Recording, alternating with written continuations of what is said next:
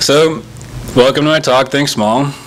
I'm Chris Powell, CEO of Imaginary Games, and my co-founder, Elin Johnson, is over there with the fantastic haircut.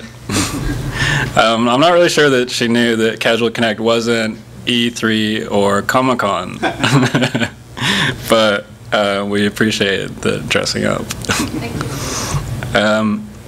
So Elin and I came up with the idea for Imaginary Games by thinking back to when we were kids, and we told each other, what did we want to be when we grew up?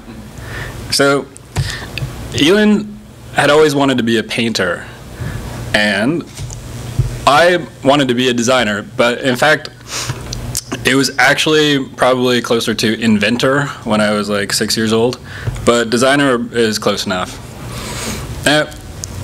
We felt as though if we were able to create these positions for ourselves, then we would consider our startup a success. So we came up with an idea for our first project, which was a collectible card game, and Elin would hand paint the cards and I would design the game. So our collaboration was called Afterland. So Afterland is a collectible card game on mobile about a traveling carnival of lost souls crossing over the space between life and death. Now, the journey of our company is a lot like other indies, and we began game development with little to no capital. So it wasn't really, it didn't take very much time for us to understand that we would not be able to borrow money from the bank. That was just a hard fact of life.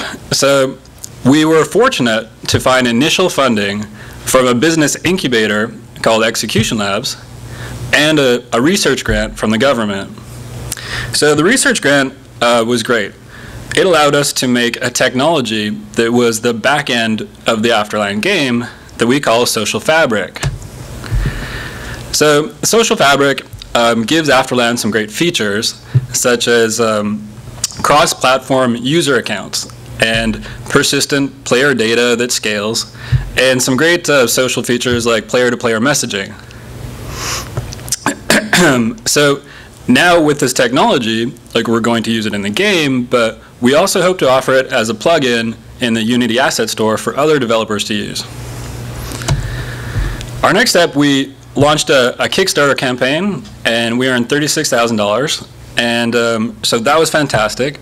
But a happy accident here was that for the backers, we had created some merchandise. So we made a book and some art prints and some little lockets as rewards for the backers who were giving us money to develop the game. And it was probably the reason for our success, because on Kickstarter, free-to-play virtual goods don't have as much value when the game isn't made yet. So from that discovery, we started to explore where else we could sell this merchandise. Could we generate a second stream of revenue? And we began having some successful sales on fab.com and etsy.com. And what we did here that I think worked out really well was that we were able to include information about the game and development. So when somebody ordered a print of one of our characters, they were, in fact, what was happening was a little bit of early user acquisition, except instead of us paying for it, they were paying us. Now, it was around this time where the Casual Connect organization started to notice what we were doing. And they contacted us, and then they featured us in their last magazine. So we were on the cover, and we got this great feature. And in addition to that, something that happened that Elin and I are going to remember for a really long time was about 5 months ago. They invited us to Amsterdam to be part of their Amsterdam Casual Connect conference, and they themed the entire event in Afterland. So we were on the badges and all of the material, and it was pretty great. So at this point, our intellectual property, or IP, had got some great traction, and we had some funding to develop different parts of the game itself, but we hadn't found enough money to bring the game to a release. And that was until last week when we got some really great news. The project is going to receive $400,000 from the Canadian Media Fund. And it's like, actually I wanted to make sure that I looked at this number when it was kind of big over here. Because this represents a lot of hard work. It actually, to get to this point, it took about 2 years. And so I mentioned some of the things that went well to get here, but there was even more failures. And there was times when we weren't sure we were going to make it. So this is fantastic news. We're going to build out our studio in Vancouver, and we're hiring, 4 to 5 new people full time. And so this is like we're finally at a point where I think we're going to make it as an indie studio. So one of the things that has brought us this kind of recognition so far has been the art. And people love it. They think it's unique, and it's gained a following. But what's less visible, yet equally important, was I think that it's our audience and how we found our audience. So that's what I'm going to talk about. And in the inception of somebody making their game, indies come together, and more often than not, they have the idea of making their favorite game. And that goes from the beginning to the end of their design process, and then they release it. And so I think that what can happen here is that a lot of games are being made for other gamers, and which makes sense. And I mean, I'm not saying that indies shouldn't do this, yet I think that it has consequences. So one of those consequences might be seen on release day, where you might find yourself in a very crowded space. And that not only is it crowded, some of the things that are working for some others are more difficult for indie games. As Destimo reported recently, even getting featured makes it the indie games are not doing as well in features than some of the other games. So again, I think that you definitely can find success here. And the upcoming talk is about tracking your metrics after release. And I think that indies should pay very much attention to this, because it's a competitive space out there. So anyways, I'm not saying to not design your favorite game, but to increase your odds of success early on, and to have your game find its audience, I would suggest to design for a target that's not you. So the reason that this might be important to do more than ever now on mobile is because of what's happening this year and will happen until what's predicted 2017. So the amount of new devices that are being activated globally continues to exceed everybody's expectations. And so that's fantastic. And an important point to remember here is that these new devices are activated by people who bought the phone or the tablet not necessarily to play games. And then, of course, when they find out that it can play games and it's a powerful gaming platform, they represent a new type of player. Now, these new player types are being grouped into what we call niche markets. So, actually, I was talking last night, and in the United States, I think you call it niche, but in Canada, niche is probably, it comes from the British influence in our language. We call it niche. So, but a niche group really has some additional benefits, such as it costs actually less money to acquire users that have a higher lifetime value. There is also less competition in the niche area from bigger budget companies. And as you can see from the last slide, there's actually these groups themselves are growing in numbers. So an example of a niche audience I can give to you because it's actually what we've done in our game Afterland. And so in Afterland, we're designing for a niche target group called the alternative mainstream. Now, to define that group, we actually started before any code was written and before any game mechanics were chosen, we started on Facebook. So we started a Facebook fan page, and we started making some art. And we started posting works in progress, and there was some sketches to music, to like photographs, and we started to track our metrics there.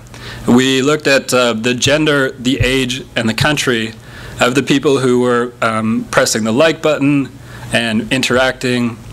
And we began to iterate on our art style based on the response. So here's an early example of an art style that we chose not to go with. This is another direction we tried that was not receiving a popular response by this group that started to rally around the art style organically.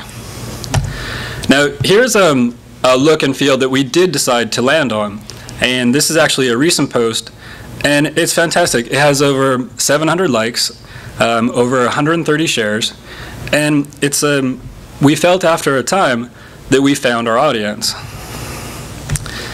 And I think that what's good, a useful tool is you can actually start to get an understanding of the level of engagement this particular target might have. So that can come in looking at the amount of comments that they make and the amount of shares that they give. Some of the Facebook analytics are super useful. And for our Afterland target here, you can see that our audience is looking about 70% female. They look to be about 18 to 25.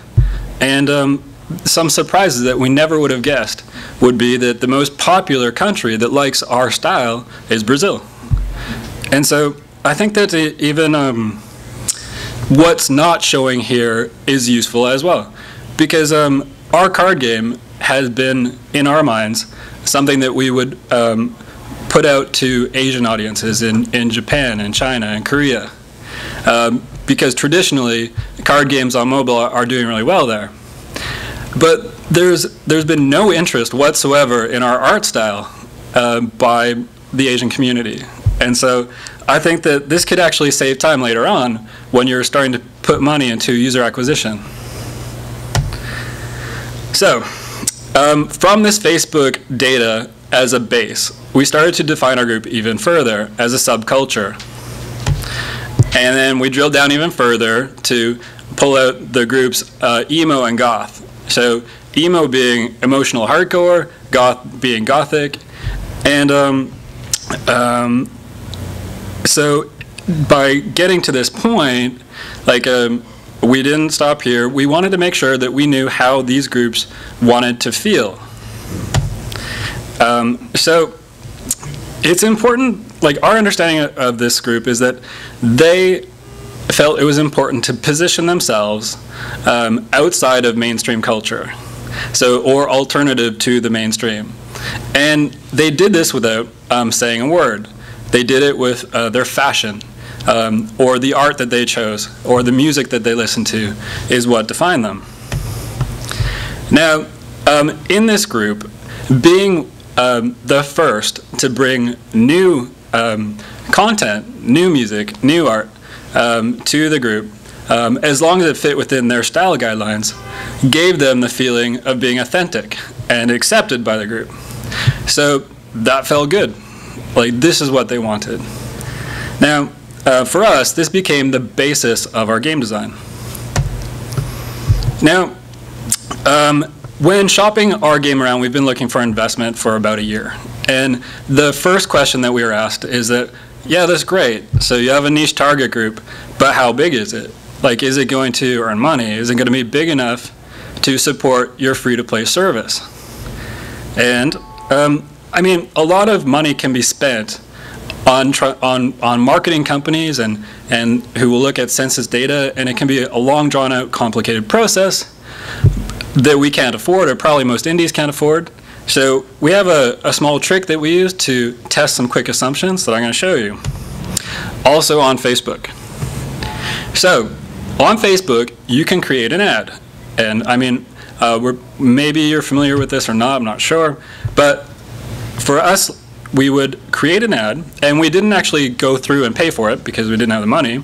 But like in the process, you can choose what country you were looking at, what age range you were looking at. You could choose, like in this case, people who liked Tim Burton and had a smartphone. And then on the right-hand side, it'll tell you, okay, well, in the United States, there's approximately 11 million people who have a Facebook account that fit this criteria. So we're like, okay, maybe we have around 11 million people. That's great. So then, oh, right, we're really big in Brazil. Like, what if we add Brazil to this mix? So we would add Brazil, and we'd be like, wow, that's fantastic. We have 22 million people. And they're like, okay, wait a minute. What was that observation about Japan? Is it true that they don't like us?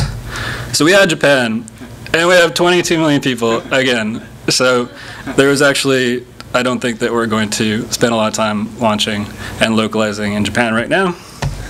But anyways, that was just a simple little trick. And I mean, it's not going to be super accurate, but it can test some assumptions really quickly for no cost.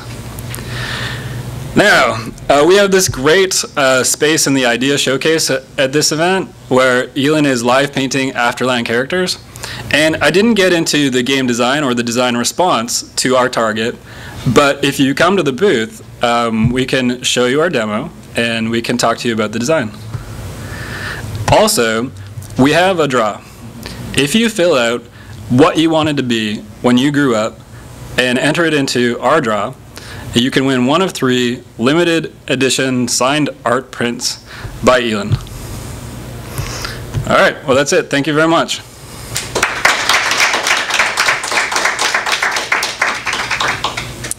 Oh yeah, questions if you have any. We have around 10 minutes for questions, so there's plenty of time. How are you guys doing monetizing this? Oh, it's a good question. And actually, we've spent a lot of time looking at that. And it was interesting because we looked at the classic monetization loop of a collectible card game. And that would be a game that is characterized by Gree or DNA.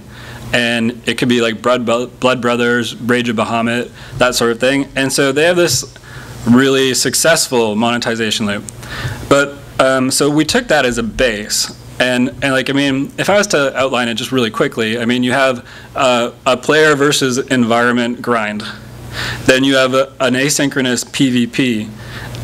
And where that activity in PvP is actually not a back and forth.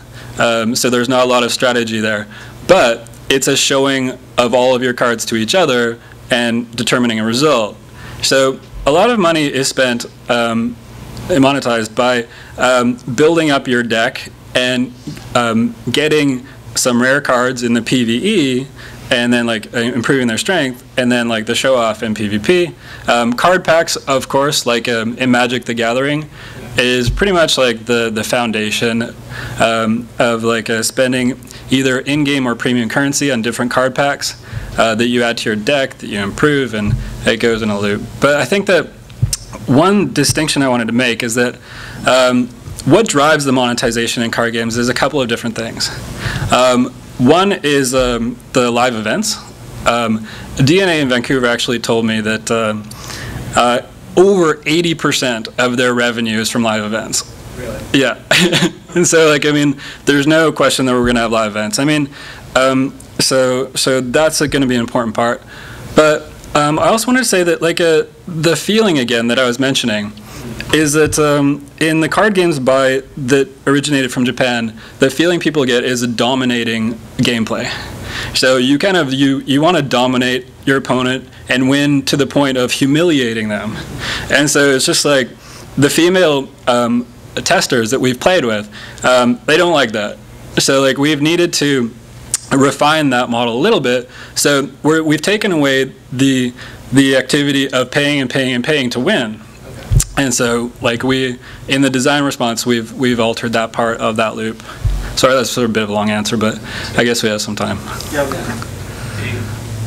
I've worked with Gary Games and a few other more American-style card game developers, and I've also worked with a few of the companies in Asia about some of their Yep. And David Rorrell at Game Developers Conference summed it up pretty well. He said, if you actually want to collect a lot of cards and you want to develop unique strategies and do things, you're going to play the American way. And if you want to press start to win because you paid more for your cards than the other guy, then that's the Chinese way, right? And I'm absolutely. Sure that's a fairly arbitrary way to put it, but I've noticed that even if I try to introduce some of the mechanics in Hearthstone to a Chinese team, they're really reluctant to take on some of those mechanics just because it is not culturally part of their thing. They want to pay to win in their card games, and that's the way that works. And I'm like, okay, then we'll just pull those right on. So. Oh, it's interesting. Great point. What was the result? What did you end up? What ended up happening? The card games we've done for other teams here have resulted in a lot of like really strategic combinations and leveraging a lot of different card mechanics and pieces. Whereas the card games that I've done for China have all ended up being, come up with a really nice set of pictures and some escalating power, and make sure that the prices ramp accordingly, right? And then just let the mechanics play out. And you don't even get to see the mechanics really play out in a Chinese game. You just get to see the press start to win. Right? Yeah, yeah. And I at least like the idea of introducing, hey, I'm losing. I'm going to try and do some combo to win again, and they don't even do that. So it's been really difficult to sort of introduce more. But Hearthstone is catching on. Yeah, on tablets. And I'm hoping that it will expose internationally some more players to that kind of game. So. Me too. I think, there's more quality gameplay there for sure. But actually, it's an interesting point. Like, your scenario that you described makes perfect sense. And one of the things that we're doing that's a little bit different that I think is kind of exciting is that at first we tried to have an asynchronous play where there was some moves back and forth so that you could respond to your player and make a move, and it had like more meaningful gameplay. It was tough because we were looking at phones as well, and it turned out to have like a lot of dropped matches, and some of the loops stopped working, and so like there was some constraints there. But it doesn't mean that that kind of meaningful play can't happen. What we're trying to do is make the strategy in the deck editor itself. So we're creating formations, and so where you put your card within the formation, if you have if it was a battlefield and you had the front tier, middle tier, and last tier, you might have cards that have proximity.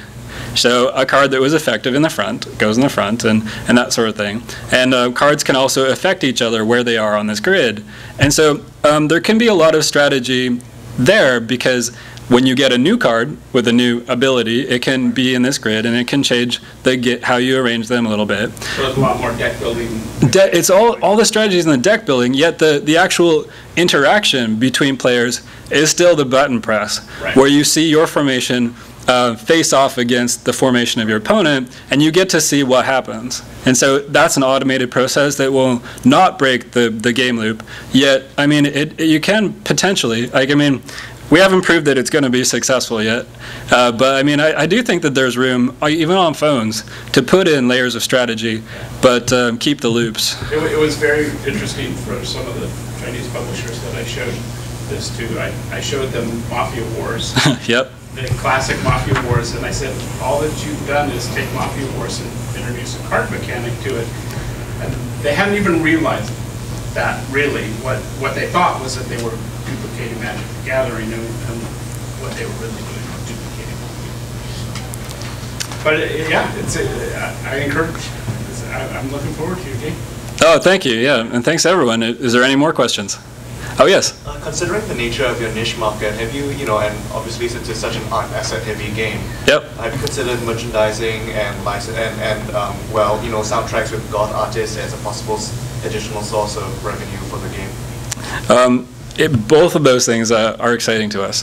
Collaborating with other artists is already underway. We have some great music already.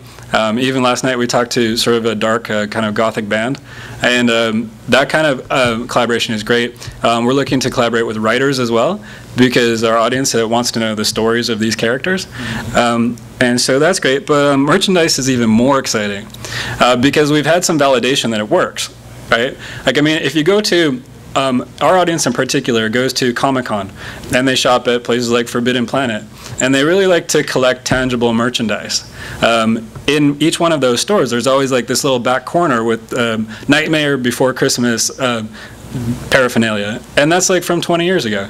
So we know that these people like to collect things, and so what we hope to do, at the very least, we're going to begin on launch day by selling art prints within the game itself, and we want to try to link the merchandise with the gameplay. And because we have a circus-inspired carnival as part of the intellectual property, the gameplay itself is going to earn a player tickets, like in a carnival. Those tickets can then be redeemed for discounts on the merchandise, so that like people who play more often will get better prices on the merchandise that will get sent to them. So those kinds of opportunities are really exciting. Speaking of that, actually, have you, you know, the Indie Prize Showcase? One of the booths will have this thing where you can design a character and then send it to 3D printing right within the app. Great. I haven't seen it yet. Yeah, so I mean, I don't know. I mean, that could be a great idea for you guys. I mean, because it would, it's like an in-app purchase. Yep. Yeah. Okay. I think all I have to say is don't give Elin too many ideas, because like making the merchandise is where she would rather have merchandise than the game itself. So I think that she's gonna probably talk to you after this. Oh, that's an automated service. I mean, it goes straight to the manufacturer. It's exciting. We're done. All right, thanks so much.